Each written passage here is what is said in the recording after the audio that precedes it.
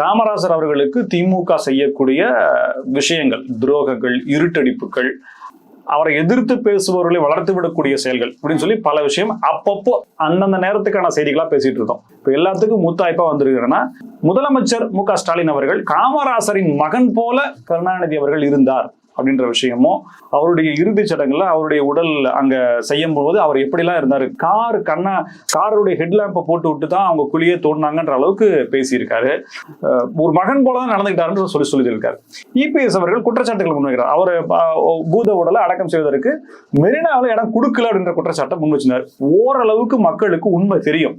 ஆனா இருந்தாலும் நீங்க உங்களுடைய அந்த சரித்திரம், அந்த வரலாறு, திமுகவினுடைய அந்த வனவாசம் புத்தகத்தை எப்படி திருத்துறாங்களோ அது போல வரலாறுகள் திரிக்கப்படுகின்றன. எல்லாத்தையும் திருத்திட்டேமாடா, இதனடா புதுசா ஒரு வரலாறு வருது, இதுக்கு நம்ம பதில் சொல்லி ஆகணும்னா அவங்க எழுதிட்டு இருக்காங்க, புதிய வரலாறு எழுதிட்டு இருக்காங்க. உண்மை வரலாறு என்ன?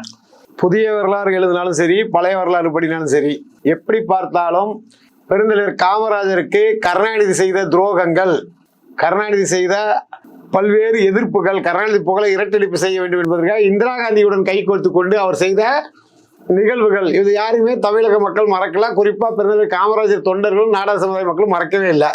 தென் மாவட்டங்கள்ல இந்திரா காங்கிரஸும் கருணாநிதியும் கூட்டணி வைத்துக் கொண்டு பெருந்தலைவர் காமராஜரை வீழ்த்த வேண்டும் என்று முதல்ல தமிழ்நாட்டில் மதவாத அரசியலை முன்னெடுத்தது கருணாநிதி.